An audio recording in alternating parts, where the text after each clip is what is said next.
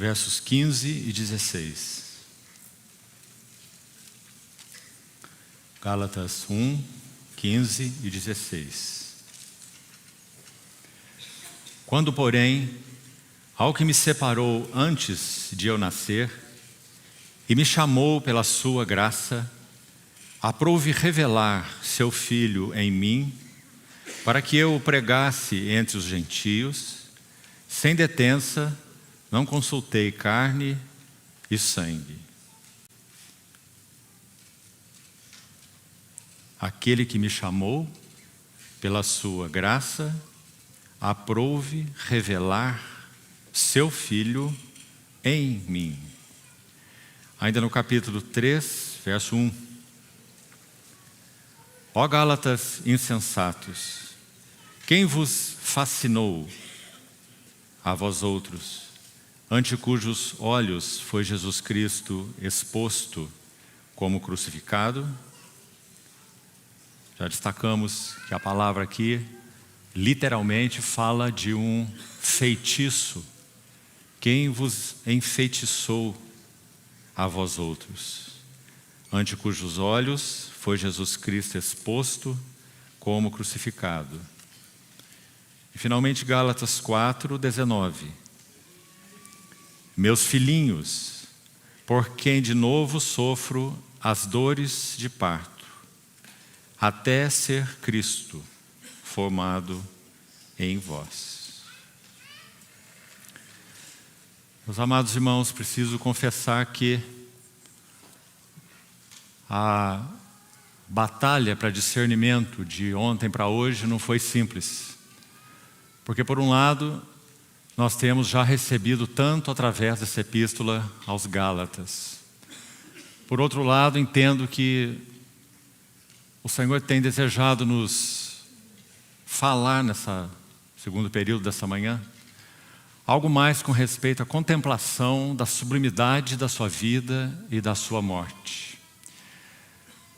Mas para que os irmãos tenham um esboço, um plano de estudo em suas mãos sobre essa última sessão do livro de Gálatas, para os que não estiveram aqui desde a primeira sessão, nós dissemos que os 2 primeiros capítulos de Gálatas têm como tema a graça.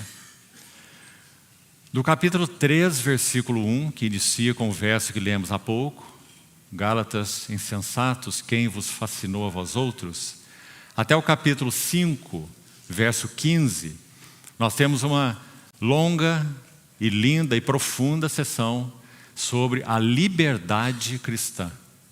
Então, a graça de Cristo, nos 2 primeiros capítulos, que tem como verso-chave o capítulo 1, versos 15 e 16.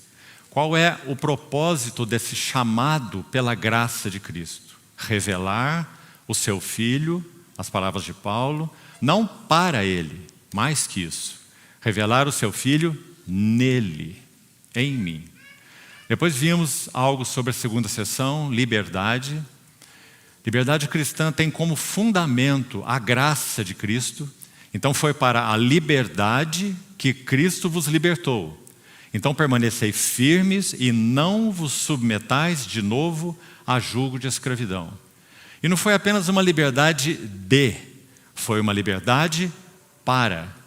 Então nós lemos no capítulo 5, verso 13, que essa liberdade para a qual nós fomos chamados é uma liberdade não para darmos lugar à carne, mas uma liberdade para sermos servos uns dos outros em amor. Então, há 2 aspectos fundamentais nesse assunto de liberdade por todo o ensino bíblico, aliás. Primeiro aspecto, libertos do mundo, da carne, do pecado, do diabo, da condenação, da ira vindoura. Mas há então um aspecto positivo, libertos para Deus. A última sessão, então, que nós não abordaremos nessa ocasião, tem como ênfase santidade. E essas verdades não podem ser invertidas. Graça, fundamento de tudo, a graça de Cristo. Liberdade, que tem como fundamento a graça operada e manifesta na obra do Calvário, liberdade e então santidade. Agora, para que os irmãos tenham então um pequeno plano de meditação diante do Senhor nesse tema, o que é que há de mais relevante nessa última sessão que toca a santidade? Observe isso. Capítulo 5,16 diz: andai no Espírito. Graças ao Senhor, nós já ouvimos tanto nessa manhã sobre isso, com tanta beleza, com tanta clareza. Então, me sinto bastante confortável e em paz diante do Senhor de seguir com o assunto que mencionei inicialmente. Já que esse tema foi, de alguma maneira, a primeira parte aí, pelo menos, andai no Espírito, muito explorada, graciosamente nessa manhã. Então, dentro dessa última sessão, santidade, número 1. Qual é o caminho da santidade? Andai no Espírito. O caminho para a santidade é andai no Espírito, que já foi, então, tão bem exposto. Segundo item dentro dessa sessão, santidade. Qual é a evidência da santidade? Gálatas 5:22. O fruto do Espírito. O fruto, no singular. 9 elementos são mencionados. O primeiro é o resumo de tudo. Amor. Então ele vai dizer alegria, paz, benignidade, bondade, etc. Evidência da santidade. Se é que temos andado no Espírito, e esse é o caminho da santidade, então qual é a evidência da santidade em nossas vidas? O fruto do Espírito. Terceiro, depois da evidência, qual é o processo da santidade?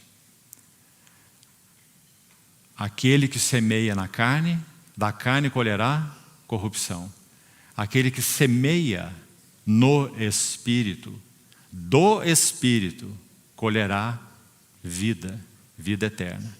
Então esse é o processo da santidade. Como é que podemos avançar em santidade? Depende de como semearemos. Vamos semear na carne ou vamos semear no Espírito? Também nessa manhã, nosso irmão abordou algo disso. E finalmente, a última sessão, podemos assim dizer, dentro desse tema santidade, seria o fundamento da santidade. Qual é o fundamento da santidade? Gálatas 6,14.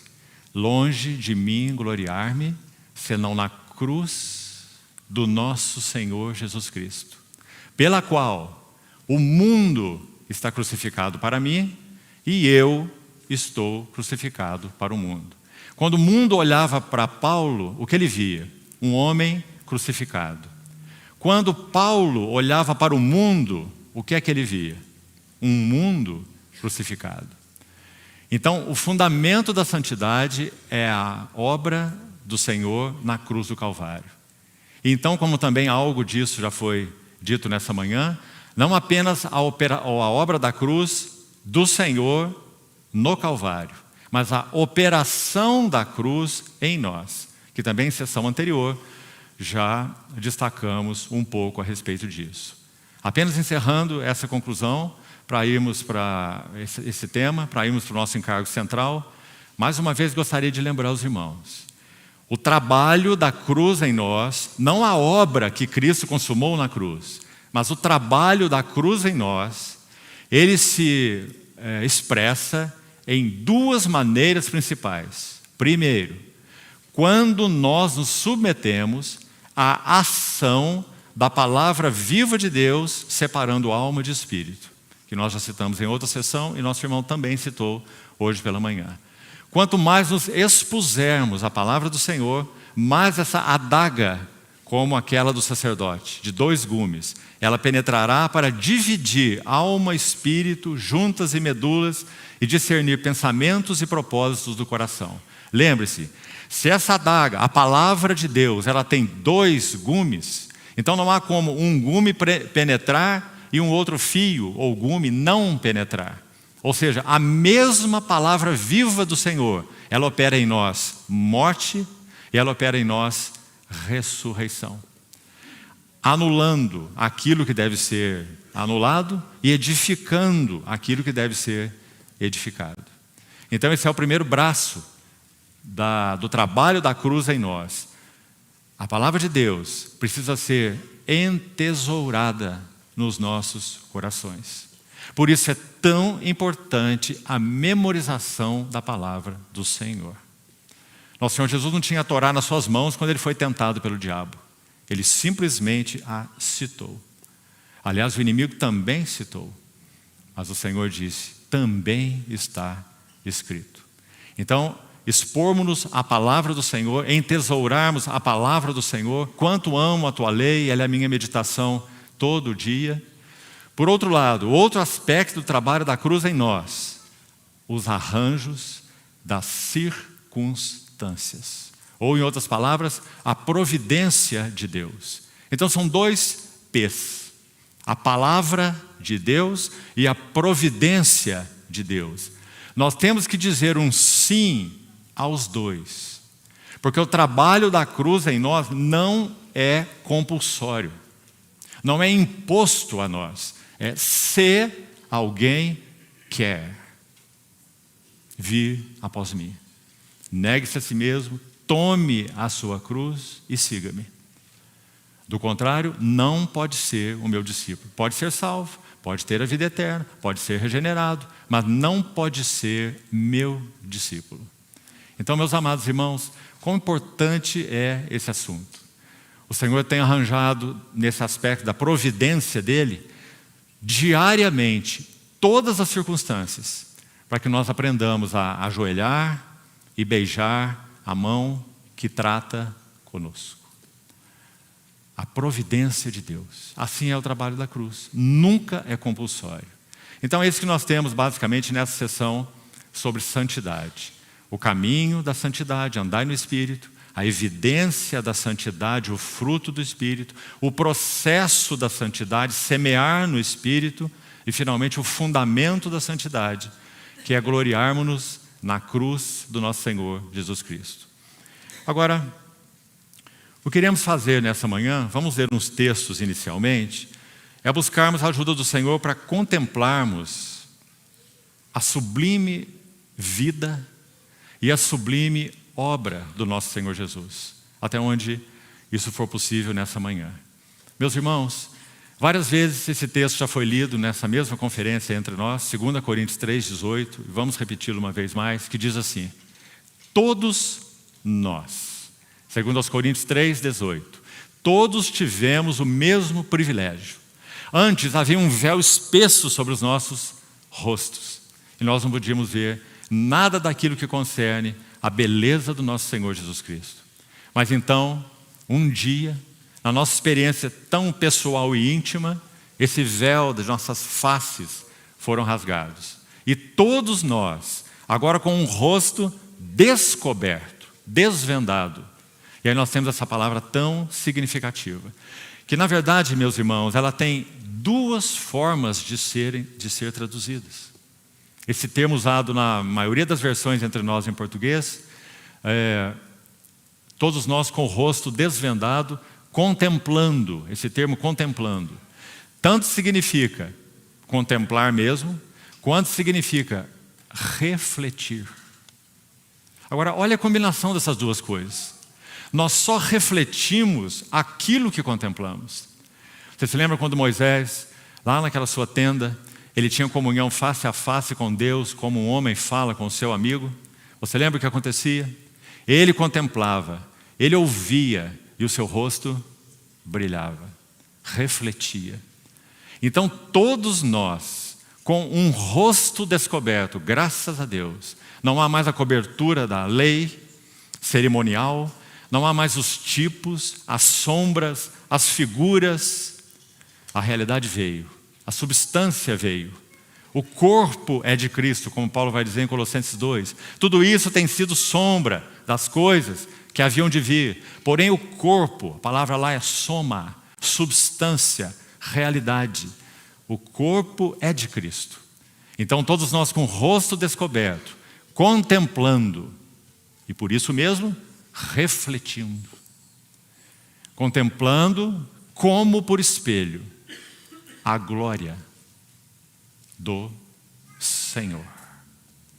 Da pessoa do Senhor, da obra do Senhor, da vida humana do Senhor, das virtudes, belezas e perfeições do Senhor. Nós somos transformados de glória em glória na mesma imagem. E quem faz isso? O verso conclui: pelo Espírito do Senhor. João 16:13. Ele, o Espírito, me glorificará. Porque Ele vai receber tudo que é meu, tudo. Minhas virtudes, belezas, perfeições, efeitos da obra consumada no Calvário, e então irá lhes revelar. Há de receber o que é meu, e vou-lo-á de anunciar.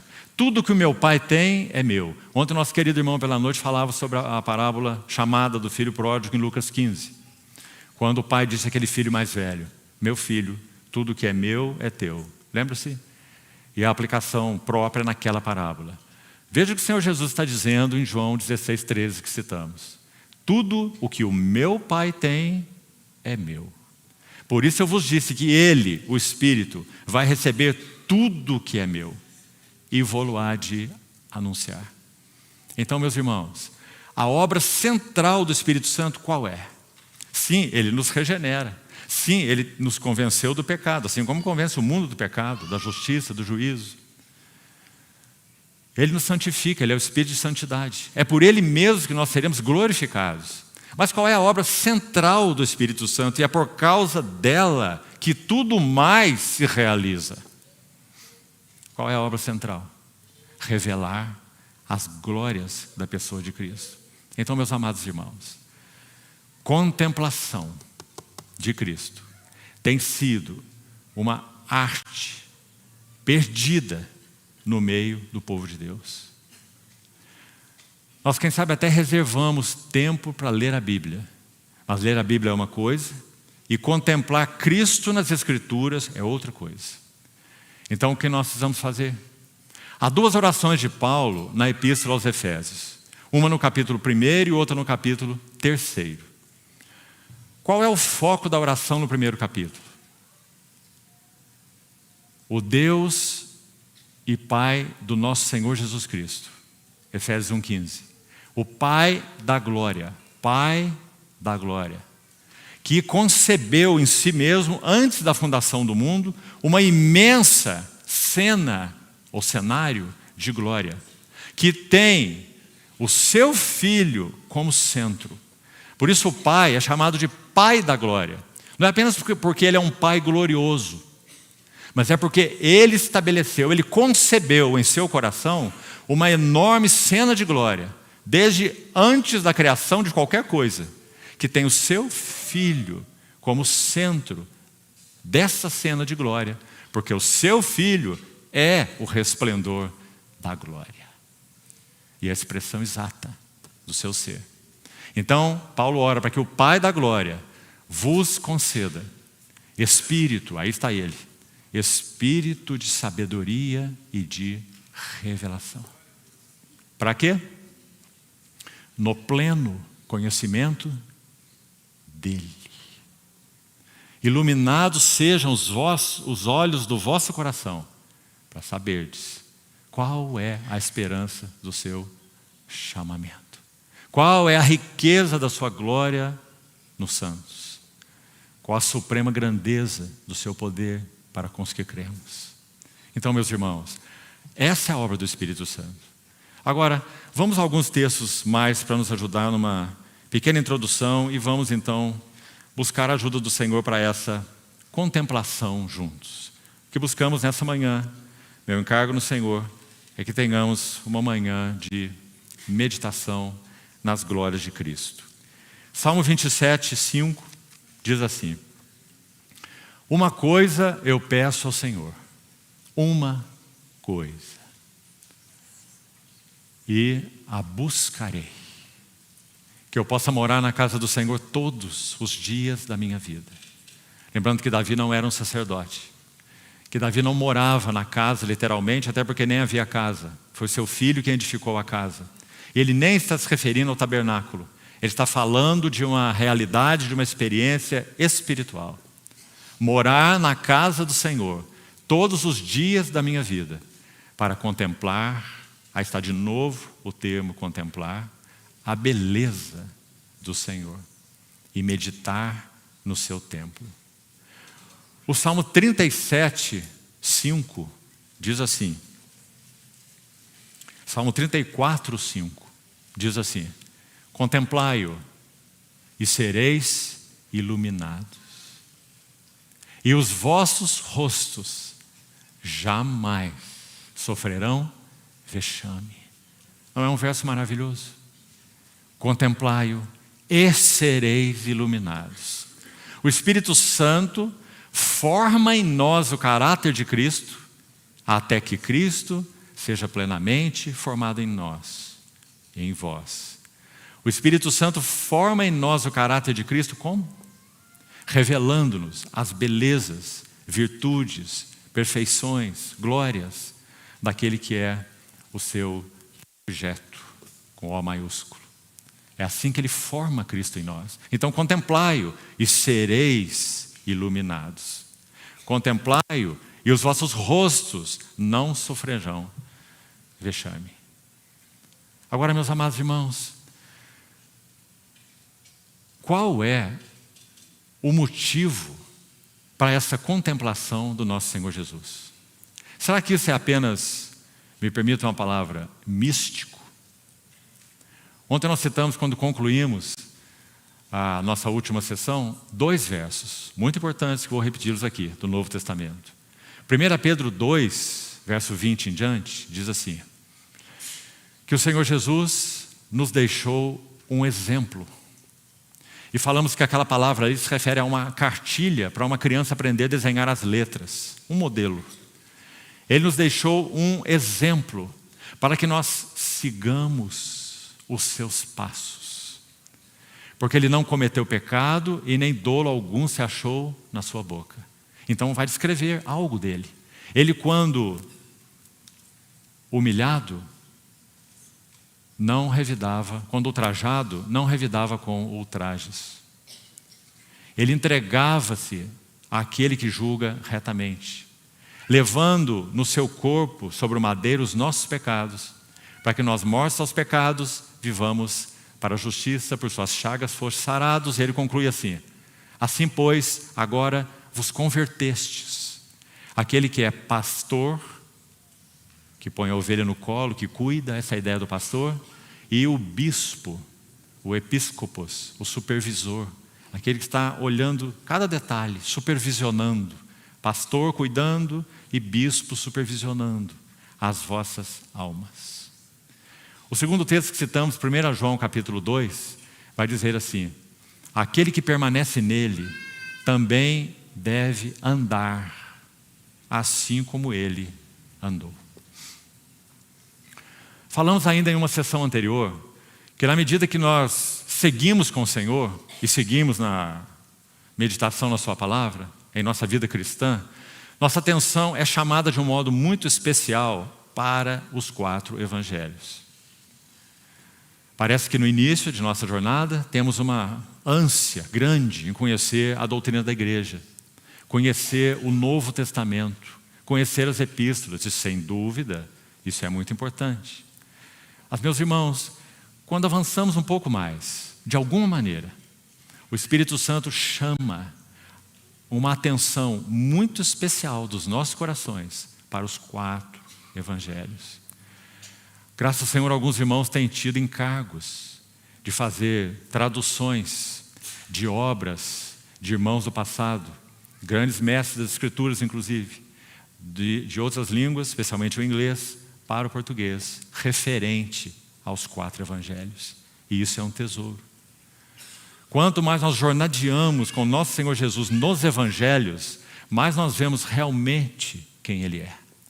Aquele que, como já falamos também, é o mesmo que descerá dos céus. 1 Tessalonicenses 4. O mesmo Senhor, não é outro. É o Cristo dos evangelhos, é o Cristo das Escrituras. É o Verbo que se fez carne e andou entre nós, pôs a sua tenda entre nós. O mesmo Senhor descerá do céu. E Jesus Cristo é o mesmo, hoje, ontem e o será para sempre. Ele não será um estranho para nós. Se nós temos contemplado suas belezas, suas virtudes, suas glórias, sua vida humana tão sublime, sua morte, sua ressurreição, sua entronização como o homem celestial, à destra de Deus. E onde está tudo isso? Nos 4 evangelhos. As epístolas são um prolongamento dos 4 evangelhos. Então, vamos lá. Primeira etapa dessa maravilhosa vida do nosso Senhor Jesus. Encarnação. Meus irmãos, nós só podemos nos aproximar desses 8 aspectos que nós destacaremos nessa manhã, se pudermos chegar até lá, conforme o Senhor nos conduzir. Encarnação, batismo, tentação, transfiguração, Getsêmani, morte, ressurreição e finalmente colocamos juntos ascensão e entronização do nosso Senhor Jesus. 8 aspectos. Só podemos nos aproximar. Por quê? Porque nós estamos falando da vida do Verbo eterno de Deus. Vamos começar com a primeira delas, encarnação. Vamos buscar, com a ajuda do Senhor, sermos o mais didático que for possível. Isaías capítulo 9, verso 6. Vamos abrir nossas Bíblias em alguns desses versos. Primeiro, Isaías 9, 6. Diz assim: porque um menino nos nasceu, mas também um filho se nos deu. O governo está sobre os seus ombros, e o seu nome será Maravilhoso, Conselheiro, Deus Forte, Pai da Eternidade e Príncipe da Paz. Vamos ao livro de Miqueias. Miqueias capítulo 5, verso 2.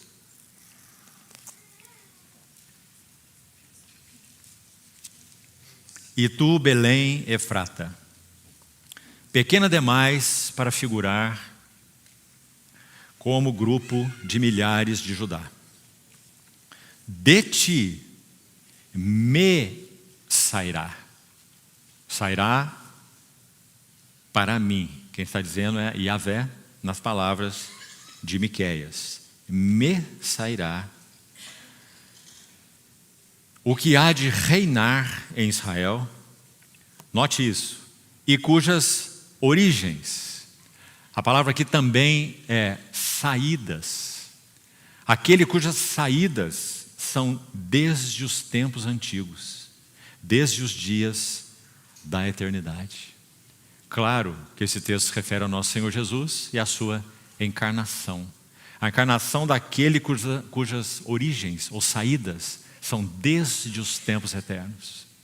E um último texto ainda no Evangelho de João, capítulo 1, versos 1 e 14, que diz assim: no princípio era o Verbo.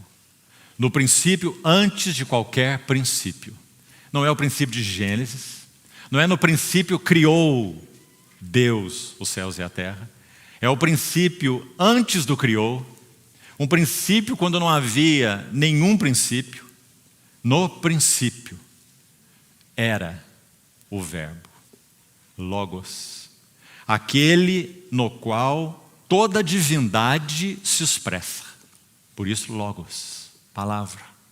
No princípio era o Verbo. E o Verbo estava com Logos, pros, theos. Esse pros no grego significa como circundando em torno de. Logos com Deus, como que gravitando em torno de. Por isso, quando o nosso Senhor Jesus estava em carne, ele diz assim, o Senhor, citando o Salmo 16, que Pedro cita em Atos 2, no Pentecostes, o Senhor, eu o tenho sempre à minha presença. O Senhor, Yahvé, eu o tenho sempre à minha presença. Estando ele à minha direita, não serei abalado. O Verbo estava com Deus. E finalmente, o verbo era Deus. Se você olhar para o verso 14 de 1 João, na maioria das traduções, você vai ter apenas um "e" aí. E o verbo se fez carne. Mas se você for examinar mais a fundo, há um grande erudito cristão chamado Joseph Barber Lightfoot. Ele partiu para o Senhor com 80 e poucos anos. Muito interessante a vida dele. Ele dominava 7 idiomas e, sobretudo, era um servo do Senhor, que foi a fundo nas Escrituras. E aqui um detalhe sobre a vida dele, que também parece interessante. Ele teve uma obra profícua em termos de escritos, muito profundo nas Escrituras. E o último detalhe é, ele nunca se casou, mas não leve isso muito em conta, não é? Para não dizer que foi por causa dele não ser casado que ele teve todo esse tempo para se dedicar, né? Mas ele nunca se casou e partiu com 80 e poucos anos. Joseph Barber Lightfoot. Então, esse termo "e" que nós temos aí no verso 14, "e o verbo se fez carne", ele vai nos dizer que esse "e" aí, nesse versículo, fala mais do que simplesmente um "e". A ideia aí é, além disso. Além disso o quê? O que já foi dito no versículo 1 sobre o verbo?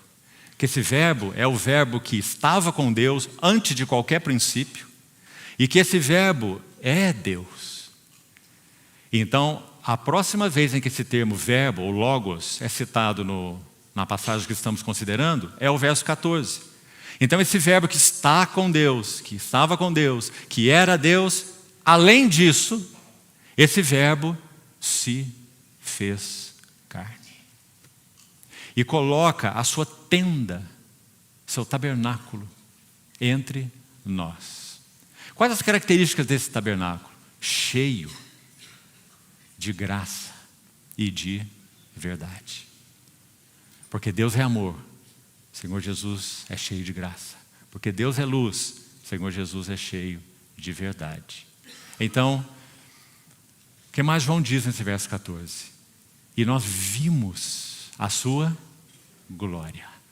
Meus irmãos, glória é, sem dúvida, conforme os eruditos vão nos dizer, uma palavra praticamente indefinível nas Escrituras. Porque ela tem tantos aspectos. Glória aponta para a perfeição. Glória aponta para radiância ou esplendor. Glória aponta para magnificência. Glória aponta para refulgência. Glória aponta para peso. Por exemplo, José, quando seus irmãos, quando eles vieram ao Egito, José já estava lá como governador e toda aquela situação acontece. Ele diz assim, depois que ele se revela aos seus irmãos, ele diz assim a eles: voltem ao meu pai e relatem a ele a glória que eu tenho aqui no Egito. Colocado ali como o governador, apenas abaixo do faraó, não é? Nos propósitos de Deus. E ele se referiu a isso como a glória que ele tinha no Egito. Que glória ela é essa? O peso, a autoridade, o poder, o domínio, o governo. Tudo isso fala de glória. Agora, muito interessante. Reunindo todas essas expressões, olha o que o nosso irmão Austin Sparks diz. Veja como ele define glória. Uma palavra indefinível, já falamos, né? Mas olha para o que ele aponta. Ele diz assim: glória é a autossatisfação de Deus.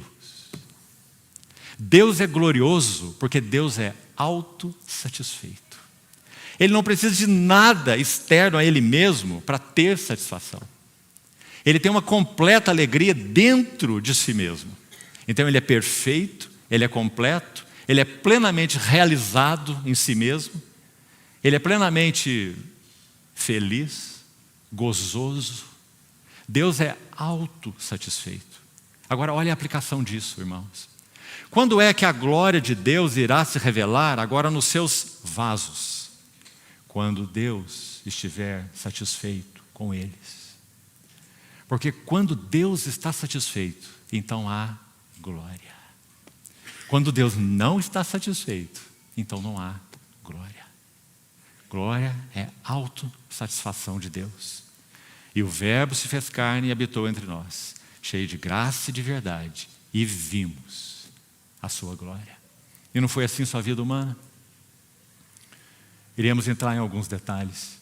Ele pôde suportar, irmãos, um ladrão no seu chamado colégio apostólico.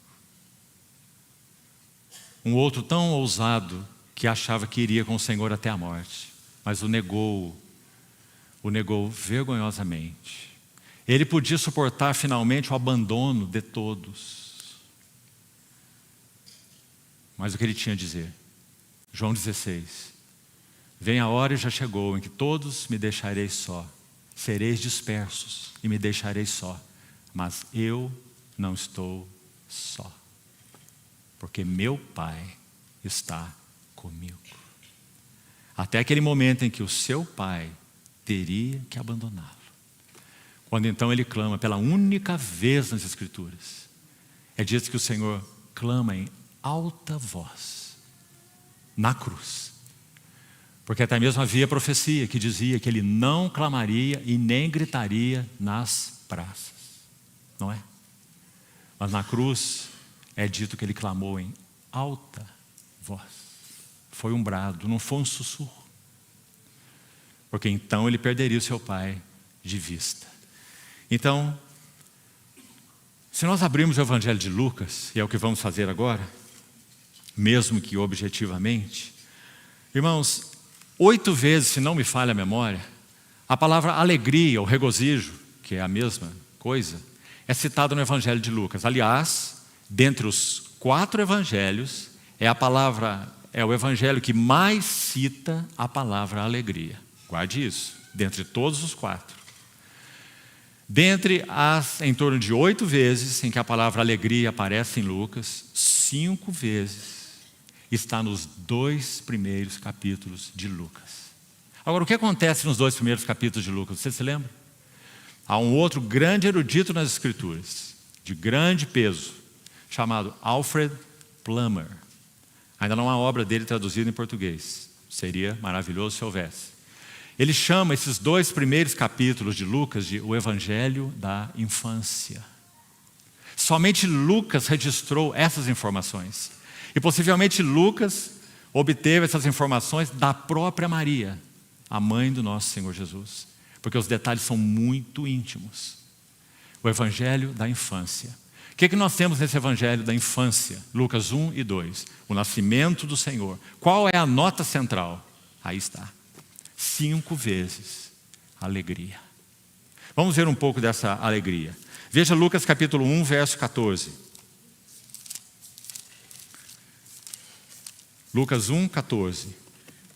Profecia sobre o nascimento de João Batista, feita ao seu pai Zacarias, diretamente pelo anjo Gabriel, um arcanjo. Olha que lindo esse verso 14. Em ti, Zacarias, Gabriel dizendo a ele, haverá prazer e alegria, por causa do seu filho, o João, chamado Batista. E muitos se regozijarão com o seu nascimento, o nascimento do precursor do Messias. Aí está a primeira nota de alegria nesse livro. Então é descrito qual seria aí o ministério de João Batista. Vamos avançar para o verso 28. De novo o anjo Gabriel. Agora a Maria, a mãe do nosso Senhor. Quando ele dá a notícia a ela, entrando o anjo onde ela estava, verso 28, disse, alegra-te. Segunda menção.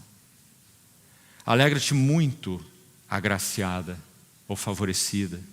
O Senhor é contigo. O anjo Gabriel a Maria. Veja o verso 44. Que cena é essa descrita aí, meus irmãos? Olhem com atenção. Pois, logo que me chegou aos ouvidos a voz da tua saudação, a criança estremeceu de alegria dentro em mim. Para que nós sejamos objetivos, fomos direto ao ponto no verso 44. Mas preste atenção no contexto. Maria fica sabendo que Isabel, a esposa de Zacarias, estéril, ela estava grávida. e já estava grávida há 6 meses. Então Maria faz uma jornada até a cidade de Isabel. E agora olha esse encontro. Nós temos 2 mulheres grávidas. Uma delas tem o precursor no seu ventre. E a outra tem o Redentor no seu ventre. Quando essas 2 mães se encontram, dentro dos seus ventres, nós temos o encontro do Redentor com o seu precursor. Agora, se você ler com cuidado esse capítulo 1 de Lucas, você vai ver que quando Gabriel fala com Zacarias, é dito que esse menino que seria gerado no ventre de Isabel, ele seria cheio, preste atenção, do Espírito Santo desde o ventre materno, João Batista. Quando essas 2 mães se encontram, então nós lemos o verso 44. O que Isabel disse? Quando eu ouvi a voz da saudação da mãe do Redentor, então a criança, quem é o bebezinho de 6 meses no ventre dela? O precursor. Então ele diz, a criança saltou de alegria dentro do meu ventre. Meus irmãos, uma pergunta. Será que foi nesse momento que João, 6 meses, dentro do ventre da mãe, foi cheio com o Espírito Santo? Parece que sim. O fruto do Espírito é amor, alegria. Meus irmãos, que cena mais maravilhosa. Os 2 ainda não nasceram, mas ali estão o precursor e o seu Redentor, dentro do ventre das suas mães. E essa expressão de Isabel é tão linda. Por que será que ela falou assim? O que será que ela entendeu nesse encontro? A criança saltou de alegria dentro de mim. O próximo verso, verso 47. Esse aqui é chamado de o Magnificat de Maria, o cântico de Maria, maravilhoso, em cada verso. E é dito assim no verso 47. Vamos ver o 46 também. Então disse Maria, a minha alma engrandece, por isso o cântico é chamado de Magnificat, porque aqui está a palavra, engrandece ou magnifica, né? No caso não no grego, mas no latim, né? Magnificat. A minha alma magnifica o Senhor e o meu espírito se alegrou. Mais uma vez a nota de alegria. Meu espírito se alegrou em Deus, meu Salvador. Porque Maria era uma dentre outros que são descritos nesses 2 primeiros capítulos de Lucas. Lembre-se de Ana, a profetisa que vigiava orando no templo. Maria era uma entre outros que aguardavam a redenção de Israel. A promessa da vinda do Messias. Agora o anjo vem até Maria e diz aquela coisa assombrosa a ela. O anjo vai dizer a Maria que é nela que vai se cumprir a mais importante de todas as profecias da Bíblia. Isaías 7,14. Maria vai se ver identificada com aquela pessoa profetizada por Isaías. A virgem, uma jovenzinha não casada. A virgem conceberá. E ela dará à luz a um filho. Nunca uma virgem concebeu. E Gabriel vai dizer, alegra-te muito, favorecida. A virgem conceberá e dará à luz um filho. E ele se chamará Emanuel, que quer dizer, Deus está conosco.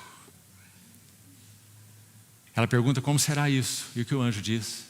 Descerá sobre ti o Espírito Santo. E o Altíssimo te envolverá com a sua sombra. E o ente santo ente santo, que há de nascer, será chamado o Filho de Deus. Oh, meus amados irmãos, essa é a encarnação do Verbo eterno, o nosso Senhor Jesus.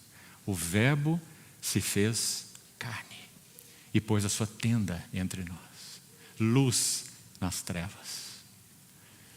Quando João começa a descrever isso no seu evangelho, que lindo. Porque quando ele falou sobre esse verbo, como já citamos no versículo 1, ele vai dizer assim: ele estava no princípio com Deus, e todas as coisas foram feitas por intermédio dele. Sem ele, nada do que foi feito se fez. A vida estava nele, e a vida era a luz dos homens.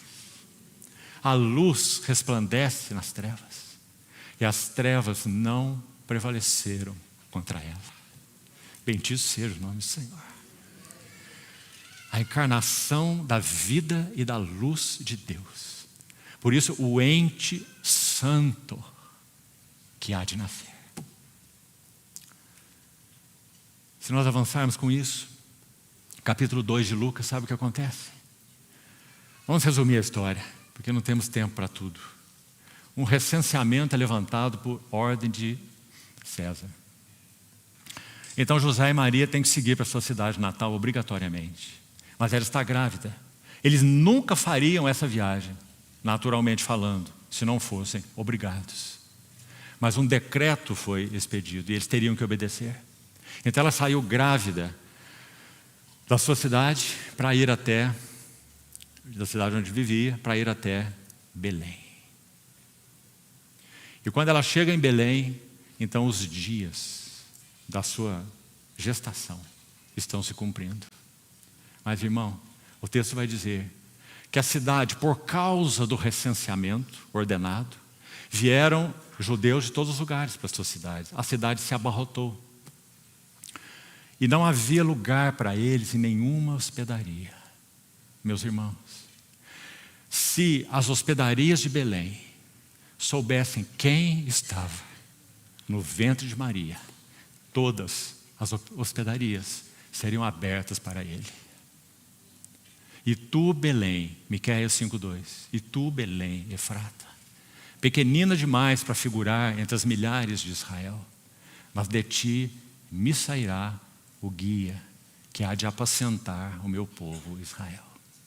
Mas como não havia lugar para eles, então alguém disse lá: tem um estábulo, o único lugar disponível no momento. Se servir para vocês, vão para lá. Eles foram para aquele estábulo. O que acontece lá? Naquele estábulo, não uma hospedaria, naquele lugar onde não havia nem mesmo um bercinho, mas havia uma manjedoura. Então, o Rei dos Reis, o Senhor dos Senhores, ele nasce. Então Maria o toma e o que ela faz? Segundo o texto, Lucas 2, ela o envolve em faixas. Meus irmãos, ouçam com atenção. Só há duas menções no Velho Testamento, na Septuaginta, que traduz o hebraico do Velho Testamento para o grego, a versão dos 70, a Septuaginta. Ela usa a mesma palavra, já que é grego, ela usa a mesma palavra que Lucas usou aí no capítulo 2 para envolver em faixas.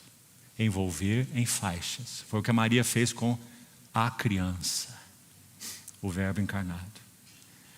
A primeira menção das duas únicas está em Ezequiel 16:4. Acho que seria bom nós abrirmos esse texto.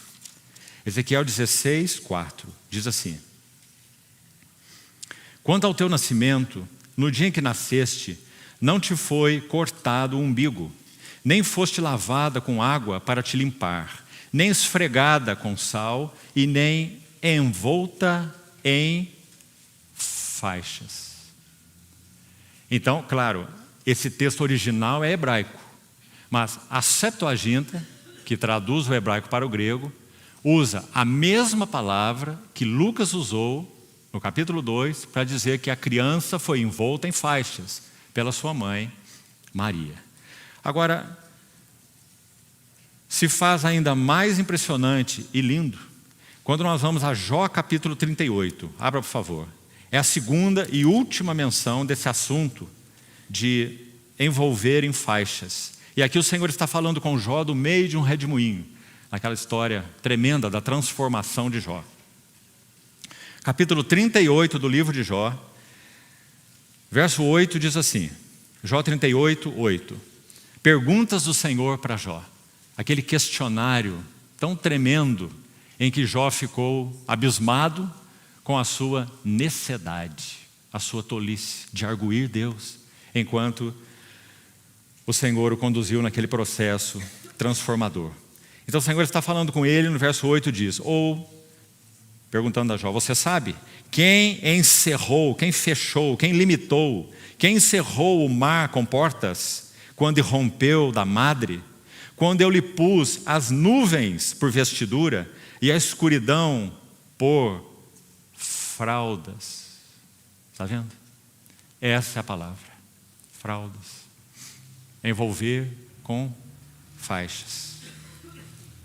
O que nós temos em Lucas 2? Nós temos o Verbo eterno, Criador, sustentador. Sem Ele, nada do que foi feito se fez. Ele é o resplendor da glória e a expressão exata do ser de Deus. Ele sustenta todas as coisas pela palavra do seu poder. E Paulo vai dizer aos Colossenses, é nele que tudo subsiste. Onde ele está agora? Ele está envolto em fraldas. Fraldas. Nosso Senhor, o bebê em fraldas. Meus irmãos, que maravilha é a encarnação. Por isso João é tão deslumbrado com esse assunto. E Lucas também, quando estamos vendo, né? Quando ele diz, vimos a sua glória. Glória como do unigênito do Pai. Então, aí está essa cena do estábulo e das faixas. Agora tem mais aqui. Mantenha o seu capítulo 2, por favor, aberto. Olha o que acontece na sequência. A partir do verso 8 até o verso 14, havia naquela mesma região pastores que viviam nos campos, guardavam seu rebanho. Verso 9 vai dizer, um anjo do Senhor, não designa qual deles, possivelmente o mesmo Gabriel, que deu a notícia para Zacarias sobre João Batista, que deu a notícia para Maria sobre o Senhor Jesus, o ente santo, possivelmente o mesmo anjo. É dito que esse anjo desceu onde esses pastores estavam e a glória do Senhor brilhou ao redor deles. E ficaram tomados de grande tremor. O anjo, porém, lhes disse, não temais, eis que eu vos trago boa nova de grande alegria. Mais uma vez. Se não me engano, meus irmãos, o próprio João, o evangelista, se não me falha a memória, ele menciona a palavra alegria apenas uma vez no seu evangelho. Uma. Lucas menciona 8 vezes. 5 delas nesses 2 primeiros capítulos. A nota é alegria. Eu vos trago boa nova de grande alegria que o será para todo o povo. É que hoje vos nasceu na cidade de Davi o Salvador, que é Cristo o Senhor. E veja o que ele diz. E é isso que vos servirá de sinal. Sinal é algo notável. Não é algo que acontece todo dia. Você não vai encontrar uma criança num lugar onde animais comem em todo momento. Acho que você não encontrou nenhuma, não é? Isso vos servirá de sinal. Encontrareis uma criança envolta em faixas e deitada em manjedoura. Bem, eles estão no campo, entre aí no cenário. Eles não estão lá no estábulo, eles estão no campo, pastores. Esse anjo dá essa notícia que nós acabamos de ler e olha o que acontece. E aqui, antes de lermos o texto, uma pergunta. Como é que esse texto está aqui? Lucas não estava lá. Maria não estava lá. José não estava lá. Quem que estava lá? Só os pastores. Então esse é um relato dos pastores que Lucas registra. O que os pastores registraram? Eles registraram que depois que esse tal anjo deu essa notícia sobre o nascimento do Senhor, uma miríade de anjos desceu até eles. Agora pense nessa cena, irmão. Um exército de anjos. Foi o que os pastores viram, por isso eles relataram. Ou será que Lucas está inventando uma história? E o que foi que esses pastores viram? Vamos ver. E subitamente apareceu com o anjo uma multidão da milícia do exército celestial. Porque, meus irmãos, Paulo vai dizer assim em 1 Timóteo: grande é o mistério da piedade. Aquele verbo eterno que foi manifestado na carne, foi justificado em espírito e foi contemplado por anjos e foi pregado entre os gentios, crido no mundo e finalmente recebido na glória. Então, quando essa miríade celestial se manifesta, o que está acontecendo? Antes, digamos assim, essa miríade celestial olhava para cima, olhava para aquela única pessoa que tem a faculdade de expressar o que toda a divindade é. O que o Pai é, o que o Espírito é, estão expressos na pessoa do Logos. Por isso ele é o Logos, o verbo. Logos, expressão, palavra. Então esse era o objeto de adoração dos anjos. Mas agora ele não está mais no céu. Então agora antes os anjos que olhavam para cima, digamos assim, agora eles têm que olhar para baixo. Porque agora é ele mesmo, o verbo. Ele está na manjedoura de Belém.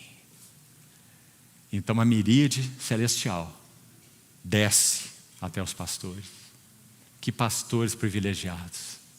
Então o que eles ouvem desse exército celestial? Verso 14. Glória a Deus nas maiores alturas. Por quê, meus irmãos? Porque nessas maiores alturas já havia acontecido algo.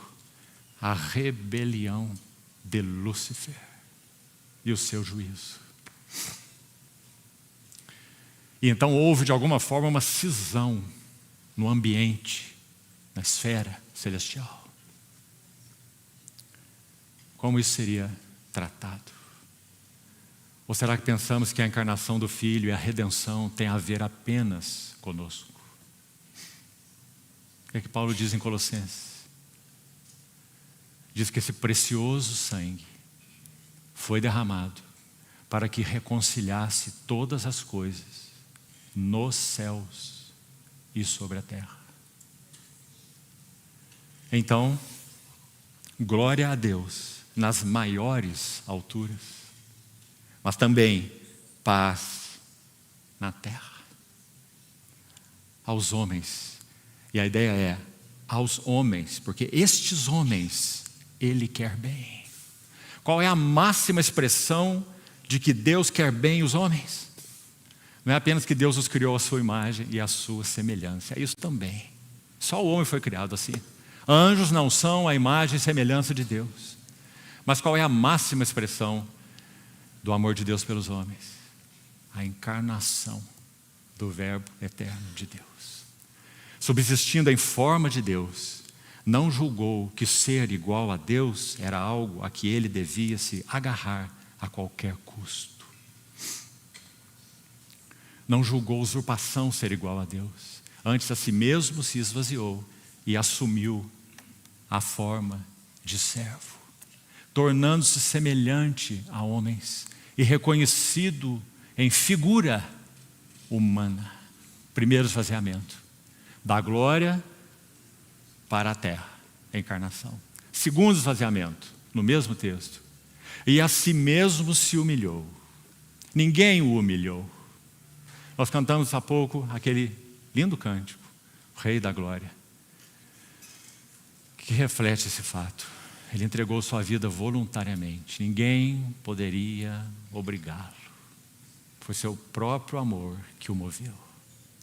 Então a si mesmo se humilhou e tornou-se obediente até a morte, e morte de cruz. Por isso, Deus o exaltou. Então, aí está essa cena. E os pastores estão mergulhados nela. O que eles têm que fazer? Eles têm que recolher rapidamente as suas coisas e ir em direção à manjedoura. E o que eles veem lá? O que eles ouviram do anjo?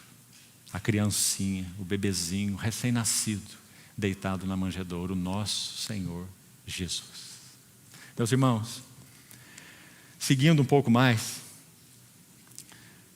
há 18 anos de silêncio na vida do nosso Senhor Jesus, onde nós só temos 3 versículos para nos ajudarem, em um tempo tão longo, 18 anos, muito maior, 6 vezes maior do que o seu ministério de 3 anos e meio. 6 vezes maior, 18 anos. E nós não temos nenhum registro sobre os 18 anos da vida do nosso Senhor Jesus. Nós apenas temos 3 versículos. E vou citar para os irmãos quais são. O primeiro verso é Lucas capítulo 2, quando o Senhor tinha 12 anos então. Nosso irmão ontem à noite nos lembrava disso. E ele foi deixado para trás naquela caravana que foi a Jerusalém adorar. Viram que o Senhor não estava lá, voltaram à procura dele, ele estava no templo. E ele diz assim: não sabíeis que a mim me cumpria cuidar dos negócios de meu pai. 12 anos. Nós não sabemos se foi ali que ele teve a primeira consciência da sua messianidade. Não podemos afirmar isso. Mas podemos dizer que foi a primeira expressão dele sobre a convicção que ele tinha da sua messianidade, que ele era o Messias. Então ele disse: a mim me cumpre cuidar dos negócios do meu pai. Então claro que isso está apontando, isso é algo prospectivo. Ele está dizendo o que ele veio para fazer e o que ele iria fazer a partir do seu bar mitzvah, dos seus 12 anos. Era disso que ele iria cuidar, dali para frente, até a sua morte. Então aí nós temos uma primeira referência. Agora, temos uma segunda. Está em Marcos 6. Quando o nosso Senhor entra na sinagoga, mais uma vez, em Marcos 6, toma a palavra do Senhor. Eles ficam surpresos com o que ouviram. Então eles dizem assim: não é este o carpinteiro? Então nós temos esse segundo verso, que também nos diz que nesses 18 anos, dos 12 anos até os 30 anos, o nosso Senhor Jesus não foi apenas o filho do carpinteiro. O nosso Senhor foi um carpinteiro. Então quando ele disse: a mim me cumpre cuidar dos negócios de meu pai, os 18 anos seguintes, ele não estava cuidando dos negócios do seu pai? Sim. O seu trabalho simples, atendendo pessoas. Dizem a maioria dos eruditos que certamente o seu pai José já havia morrido. E o nosso Senhor Jesus é o filho primogênito. Aliás, Lucas 2, quando registra o nascimento dele, diz que Maria deu à luz, não diz o seu unigênito, diz que Maria deu à luz o seu primogênito. Então ele se torna um arrimo de família, o filho mais velho, trabalhando na carpintaria, 18 anos de silêncio, cuidando dos negócios do seu pai. Irmão, querido irmão, irmã, você na sua carpintaria, entre aspas, seja ela qual for, você também foi chamado para cuidar dos negócios do seu pai, para ser ali na sua carpintaria a testemunha dele, porque nosso Senhor viveu 6 vezes mais cuidando de sua família e dos assuntos da carpintaria do que exercendo o seu ministério de 3 anos e meio. Anos de preparação, anos de silêncio. Nós mal estamos conseguindo sair desse assunto, né? Mas pense um pouquinho sobre isso. Como é que o Senhor Jesus fabricava suas mesas? Uma vez, há muito tempo atrás, ouvi alguém dizer, nem me lembro onde, que era muito fácil para o Senhor Jesus ser um carpinteiro, porque ele era Deus. Então ele fazia assim e aparecia uma mesa. O que você acha, irmão? Que absurdo. Nosso Senhor usava o martelo, nosso Senhor usava o cinzel, nosso Senhor usava a plânia. Agora, certamente, as mesas que ele fazia eram perfeitas. Porque ele é perfeito. Ele não é perfeccionista. Perfeccionismo é a doença. Ele era perfeito. E ali ele trabalhou 18 anos.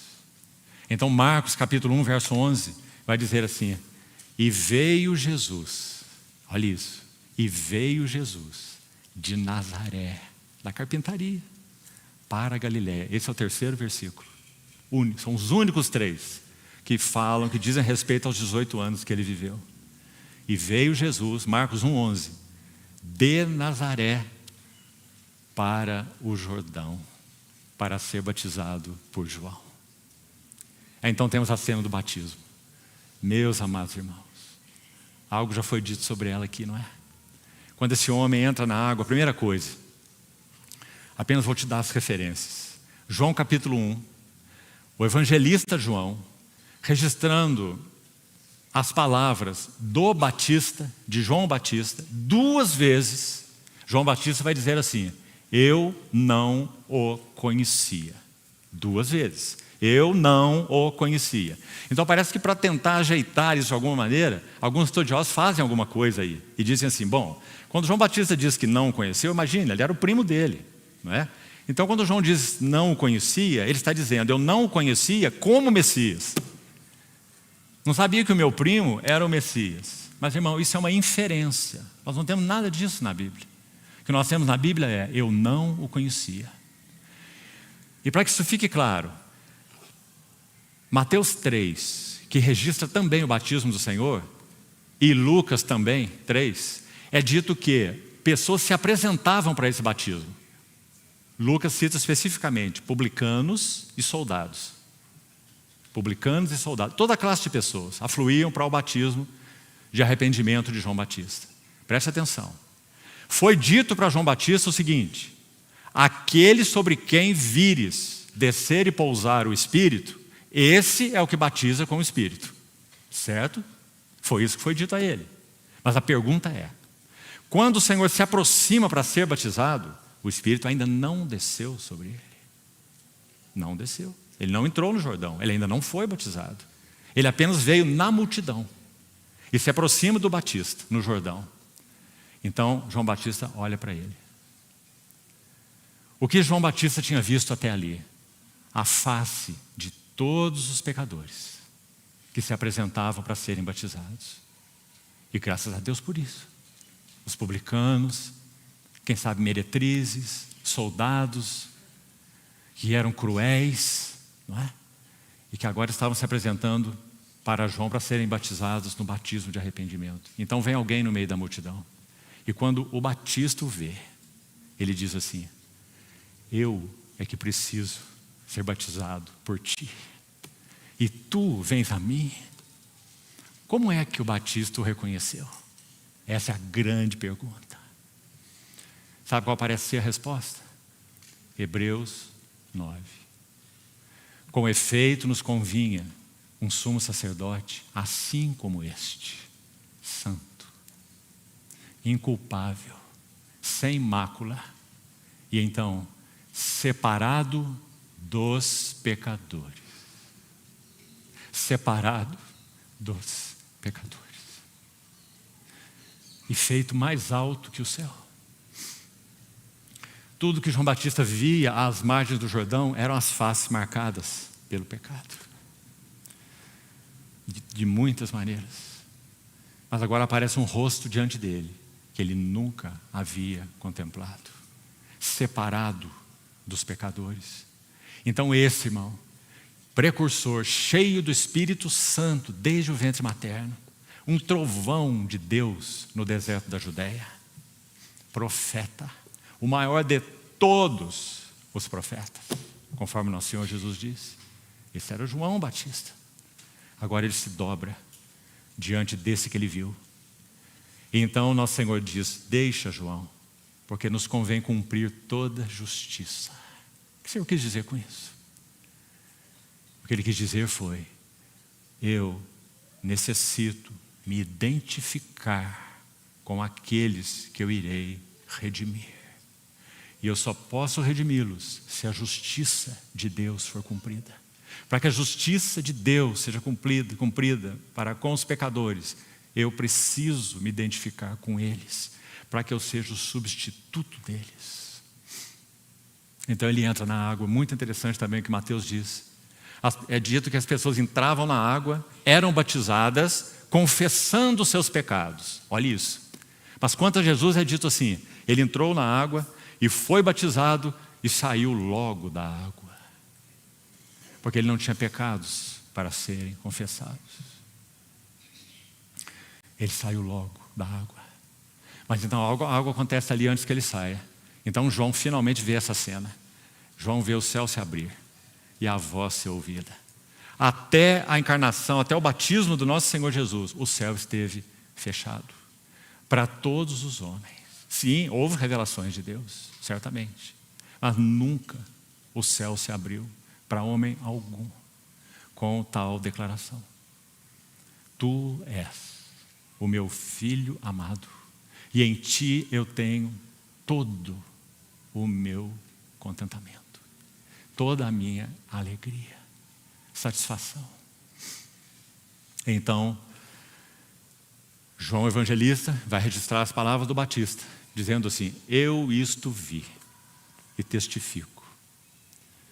Depois do batismo acontecer, dias seguintes, mais de uma vez, João vai ver o Senhor Jesus passar. Quando ele vê o Senhor Jesus passar, ele aponta o seu dedo, porque ele já viu o que viu no Jordão. E ele vai dizer: eis o Cordeiro de Deus, que tira o pecado do mundo. Respondendo ali, nas margens do Jordão, a pergunta de Isaac. Agora, a pergunta mais importante do Velho Testamento. Gênesis 22. Onde está o Cordeiro para o holocausto? Meu pai, eu vejo o fogo e o cutelo. Mas onde está o Cordeiro? 2000 anos depois, João Batista vai dizer: eis o Cordeiro de Deus. Não que cobre os pecados do mundo, mas que tira o pecado do mundo. A partir daí, o Espírito Santo conduz o Senhor para ser tentado no deserto, o próprio Espírito. E se nós pudéssemos resumir essa cena tão gloriosa, creio que a resumiríamos de 3 maneiras, pois são 3 tentações. Em primeiro lugar, o Senhor Jesus é tentado com relação à sua provisão. 40 dias de jejum e teve fome. E o inimigo se apresenta e diz: você não é o Filho de Deus? Manda, ordena que essas pedras se transformem em pão. O que significou essa tentação para o Senhor Jesus? Já que isso não foi um plágio, uma fraude. Porque Hebreus diz que nosso Senhor foi tentado em todas as coisas.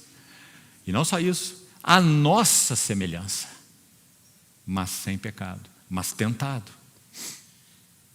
Então, qual foi o significado dessa primeira tentação para transformar pedras em pães e se autossuprir?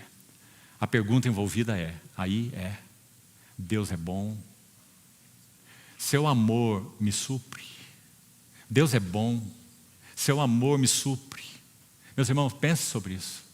Quantas vezes em nossa história, sendo tentados, essa pergunta não está aí? Deus é bom para comigo? O seu amor me suprirá? Eu estou faminto. Seu amor me supre?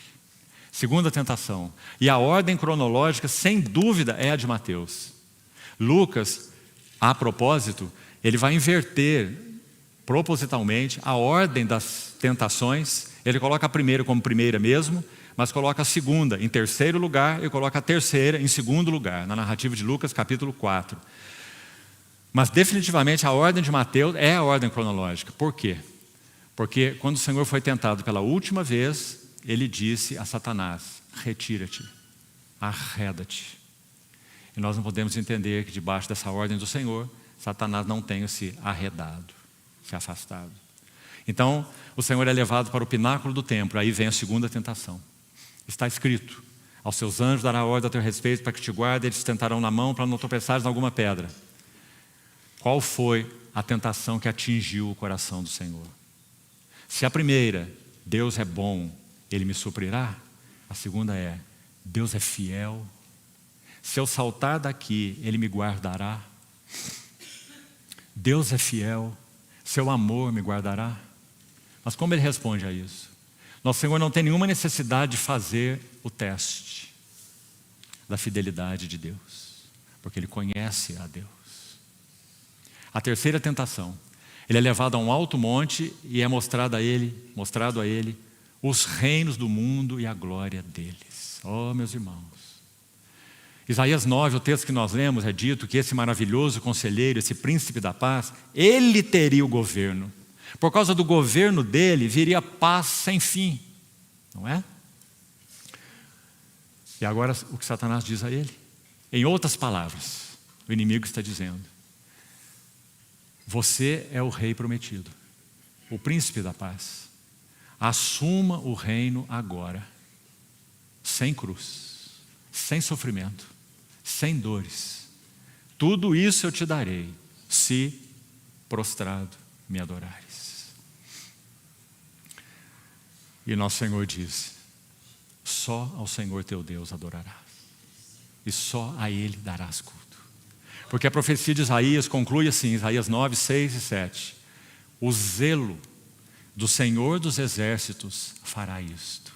Ou seja, o Senhor sim iria assumir como homem o governo universal, na verdade de todo o cosmos, mas seria pelo caminho da cruz, porque o zelo do Senhor dos exércitos faria isso. Então, assim foi a tentação. Depois da tentação, para onde vamos? Para a transfiguração. Brevemente, o que acontece na transfiguração? Também algo já foi dito aqui. Como que uma pequena fresta fosse aberta na vida daquele homem, para que algo da majestade divina pudesse ser vista. Tão impactante foi para os três, Pedro, Tiago e João, que dois deles a descrevem de formas diferentes. João vai dizer no seu evangelho: nós vimos a sua glória. E sem dúvida, nos parece que particularmente ele está se referindo à transfiguração, mas não unicamente, porque João viu a glória desse Deus homem caminhando sobre a terra. João até mesmo deitou no seu peito. João conheceu o seu amor. João foi encarregado pelo Senhor de cuidar de sua mãe quando ele estava na cruz. Vimos a sua glória. E Pedro vai fazer uma outra descrição maravilhosa na segunda epístola. Não vos demos a conhecer o poder e a vinda do nosso Senhor Jesus mediante fábulas engenhosamente inventadas. 2 Pedro 1,16. Porque nós mesmos fomos testemunhas oculares da sua majestade. Quando as pessoas se aproximam de um rei hoje, o que elas dizem? Sua majestade. Não é? E Pedro está dizendo: nós fomos as testemunhas oculares da sua majestade. Porque nós estávamos com ele, assim diz Pedro, no Monte Santo. Ele está se referindo ao Monte da Transfiguração. Quando foi enviada pela glória excelsa. Olha os termos que Pedro usa, meus irmãos. A glória excelsa lhe enviou a seguinte voz: tu és o meu filho amado, e em ti me comprazo. Então assim foi a transfiguração. O que mais aconteceu ali? Houve um tema naquele dia. E Lucas vai registrar no capítulo 9. Moisés e Elias, a lei e os profetas. Tudo que a lei dizia tinha um foco: o Messias. Tudo que os profetas profetizaram tinha um foco: o Messias. Agora ali estão Moisés e Elias, ao lado do nosso Senhor Jesus. E eles estavam conversando sobre o seu êxodo, sua partida que ele iria cumprir em Jerusalém. Qual era o tema de Moisés e Elias com o Senhor? A cruz, a redenção, transfiguração. Agora talvez nós só consigamos dar um passo mais. E graças ao Senhor, nosso querido irmão tem nos ajudado pelas noites. Iniciou ontem, teremos mais 2 noites ainda, sobre esse maravilhoso tema do Getsêmani. Mais um assunto, irmãos, onde nós só conseguimos aproximar do limiar. Quem de nós pode dissecar o Getsêmani? Eu quero sugerir algo para os irmãos. Qual foi o conflito do Getsêmani? Qual foi a batalha do Getsêmani? Uma batalha dupla. Em primeiro lugar, uma batalha da vontade.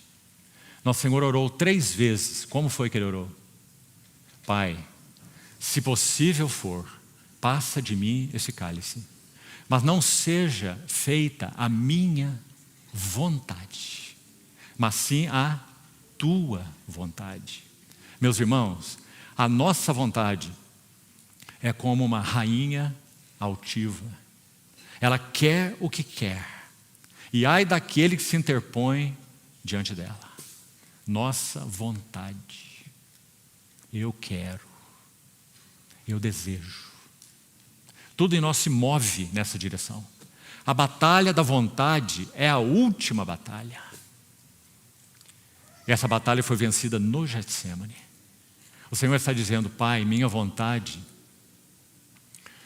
não é ser separado de Ti.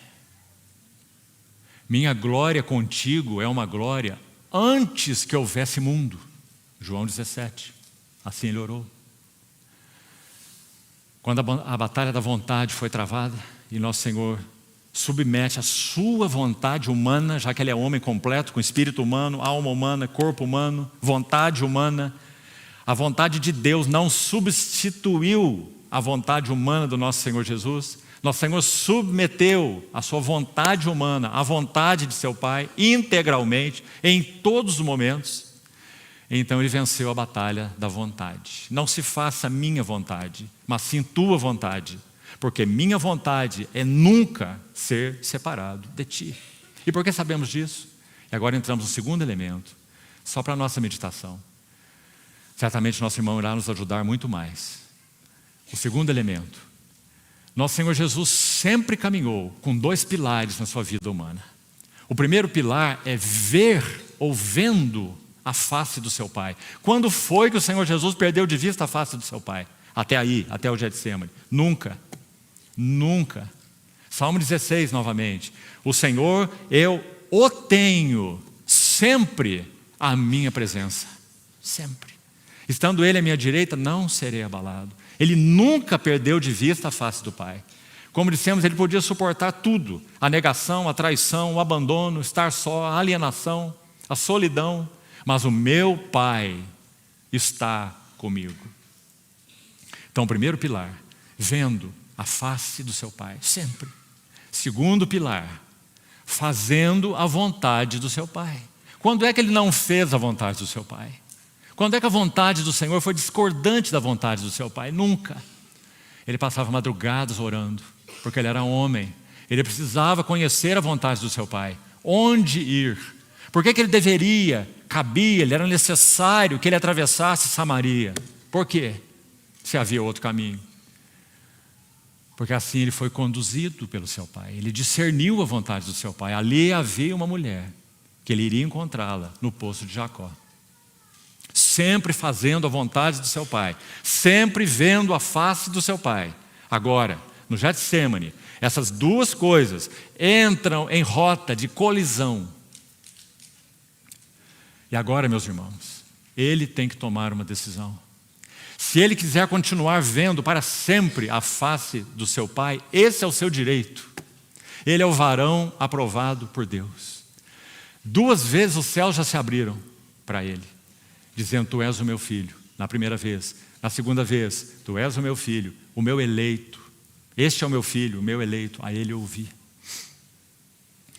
Mas agora, o assunto de ver a face do Pai, de fazer a vontade do Pai, estão em colisão.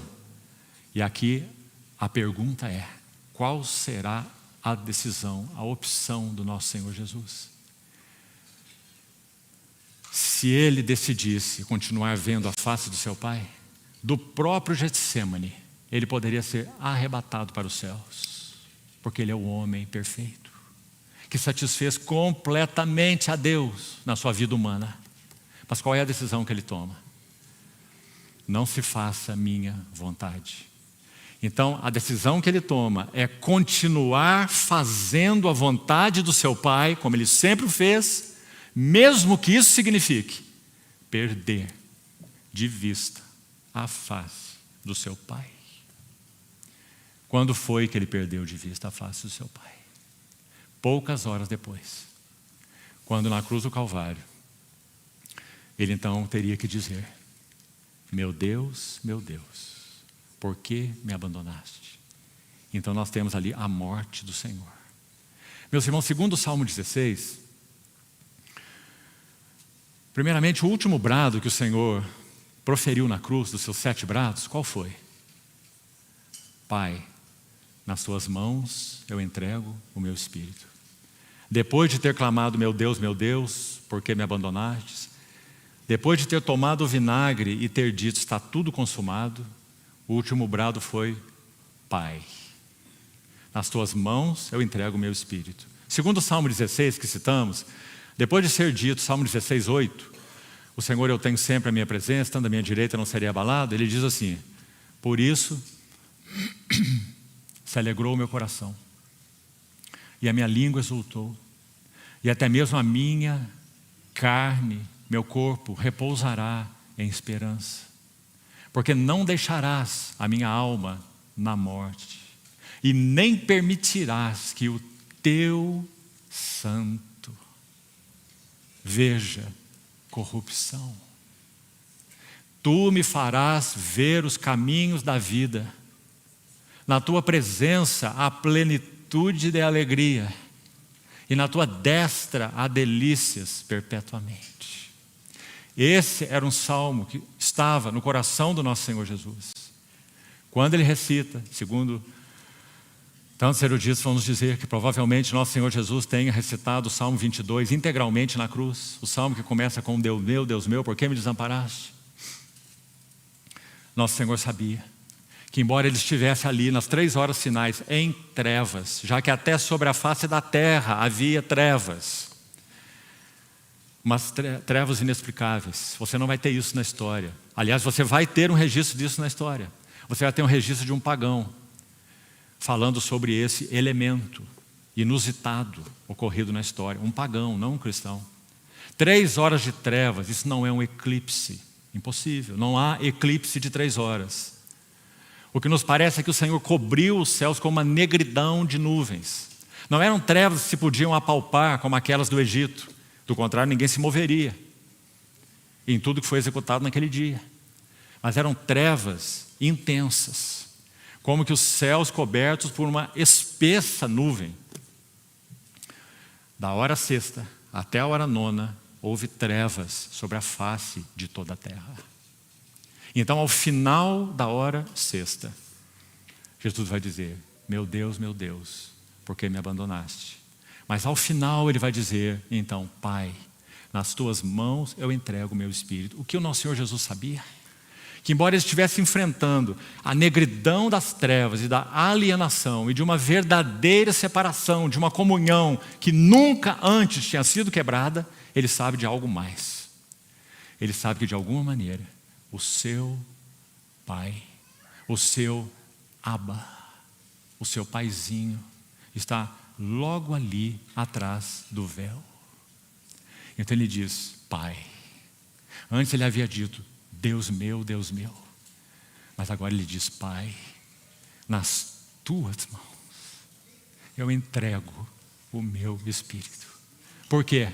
Porque não deixarás a minha alma na morte, e não permitirás que o teu santo veja corrupção.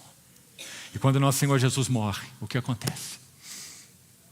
Meus irmãos, no relato de Mateus, 3 véus são rasgados. 3 véus, e não apenas um. Mateus 27. O primeiro é o véu do santuário. Se rasga de alto a baixo. O que isso significa? A carne do Senhor, na cruz, havia sido rasgada por aquela lança do soldado. E do seu lado saiu sangue e água. O véu do santuário era uma figura. Hebreus 10, 19. O véu do santuário era uma figura da carne do nosso Senhor Jesus. Quando a carne do nosso Senhor Jesus foi rasgada na cruz pela lança do soldado, o véu, que é apenas um tipo da sua carne humana, não poderia subsistir. É um tipo, é uma sombra. Então, quando a realidade foi rasgada na cruz, o véu do santuário se rasgou. de alto a baixo. Dizem os estudiosos que aquele véu tinha 1 palmo de largura e que para ser rasgado era necessário 2 juntas de bois, uma puxando de cada lado, para que o véu pudesse ser rompido. Esse véu se rasgou sem auxílio de mãos humanas. Primeiro véu rasgado. O que ele nos diz? Hebreus 10. O acesso ao santuário está aberto para todos aqueles que creem. Para que nós possamos viver no Santíssimo. Viver na presença de Deus, sem interrupções. Sem interrupções. Segundo véu. O véu da morte foi rasgado. Quando o Senhor Jesus morre, é dito que, naquele momento, muitos sepulcros de santos se abriram. E o que parece pelo texto é que eles, ressuscitando, como diz o texto, eles estavam ali como que num estado de dormência. Porque é dito que depois que o Senhor Jesus ressuscitou, então são 3 dias depois, no domingo pela manhã, eles saem dos seus sepulcros. Esses santos, ressuscitados. E eles entram na cidade santa, Jerusalém, e então testemunham a muitos, com a sua vida ressuscitada. Então, nosso Senhor Jesus, quando morre, Ele causa uma comoção no reino da morte. Por quê? Pedro vai dizer na sua mensagem no Pentecostes, Ele rompeu os grilhões da morte, porque era impossível que Ele fosse retido por ela. Por quê?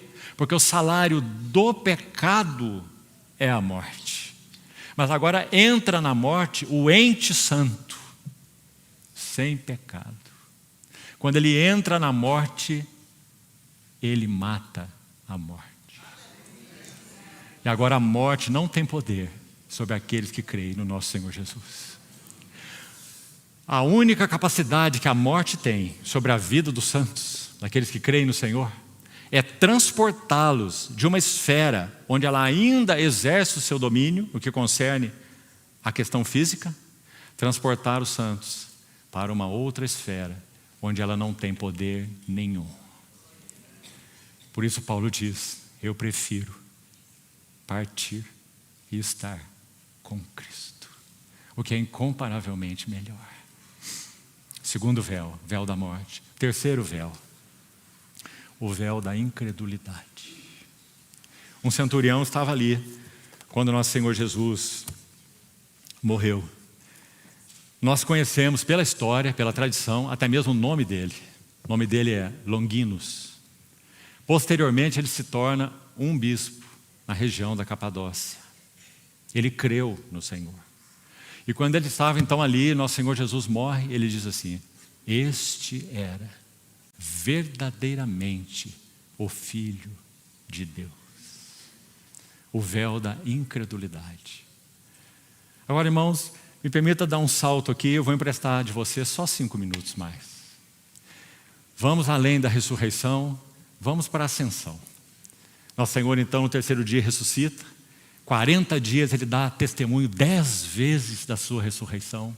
O irmão Abe Simpson tem um livro sobre isso, se não me engano se chama, está apenas em inglês ainda, se chama O Cristo dos 40 Dias. Uma obra bastante especial de Abe Simpson. Nosso Senhor finalmente então é ascenso ao céu. O que acontece? Vamos concluir aqui. Salmo 24 diz assim, levantai, ó portas, as vossas cabeças. Levantai-vos, ó portais eternos, para que entre o Rei da Glória. Então vamos imaginar naquele dia, no Monte das Oliveiras, o nosso Senhor está sendo ascenso. Aqueles olhos estão olhando para o alto. Aqueles 2 varões aparecem ali e dizem aos que estão observando, varões galileus, por que estáis fitando as alturas? Esse mesmo Jesus, que dentre vós foi assunto ao céu, assim virá, do mesmo modo em que o vistes subir. Porque uma nuvem o encobriu dos seus olhos. Sem dúvida, essa nuvem registrada aí por Lucas, em Atos, parece ser a mesma nuvem luminosa que cobriu os discípulos no Monte da Transfiguração.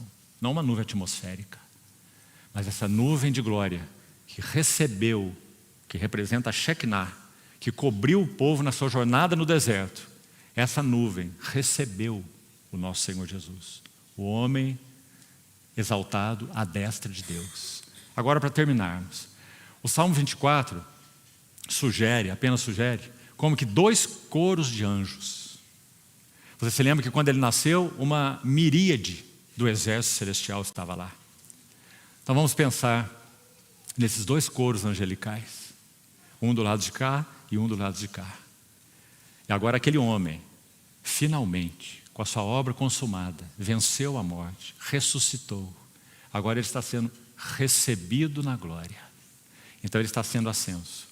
O primeiro coro do lado de cá, quem sabe uma miríade também celestial, vai dizer assim: levantai, ó portas, as vossas cabeças. Levantai-vos, portais eternos, para que entre o Rei da glória. Então nós temos uma outra hoste angelical do lado de cá, fazendo a pergunta: quem é este Rei da glória? Eles sabem, meus irmãos, eles sabem, todos sabem, mas eles querem ouvir a resposta. Então a hoste do lado de cá vai dizer assim: o Senhor forte e poderoso. O Senhor poderoso nas batalhas. Quais batalhas? Quando ele era um bebê, Herodes buscou matá-lo. Quando ele estava no deserto, Satanás buscou derrubá-lo. Quando ele estava no Getsêmani, batalhou a última batalha. Quando ele estava na cruz, a derradeira, a vitória completa. O Senhor forte e poderoso. O Senhor poderoso nas batalhas. Então a hoste angelical do lado de cá repete mais uma vez: quem é este Rei da glória? E a resposta ouvida é: o Senhor dos exércitos. Sabe qual é a palavra ali? Yahvé Sabá. O Senhor das batalhas, o Senhor das guerras. O Senhor dos exércitos, Ele é o Rei da glória. Então, meus amados irmãos, a contemplação de Cristo é a única coisa capaz de realmente mudar o nosso caráter. Por quê?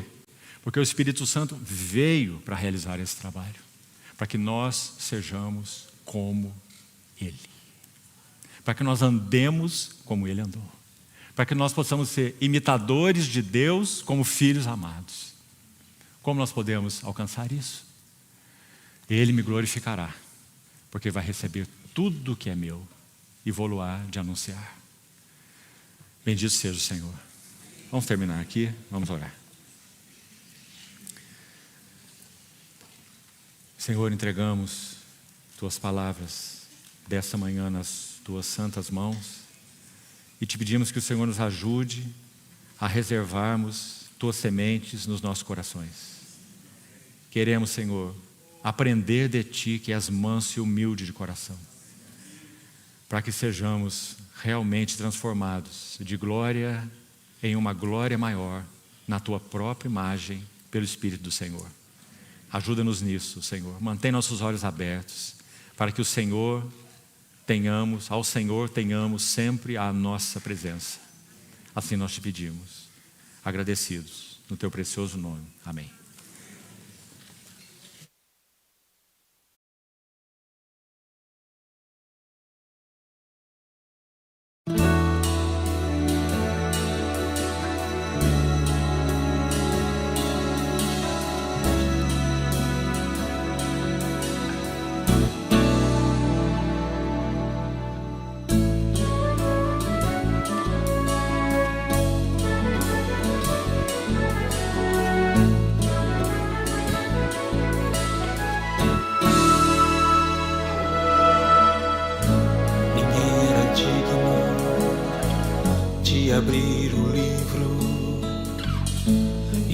sequer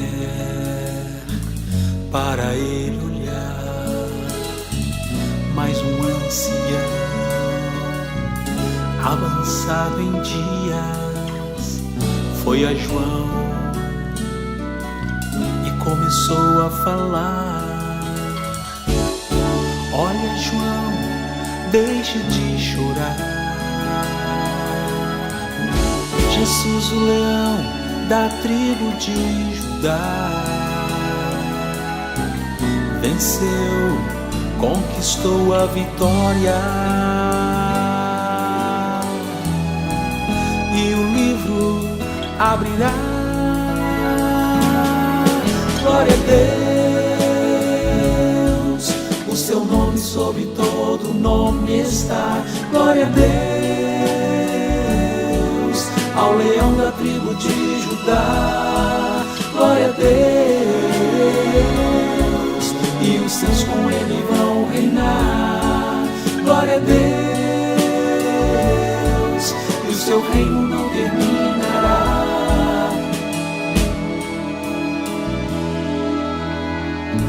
E o Cordeiro se aproximou do livro, e vozes nos céus começaram a lhe exaltar.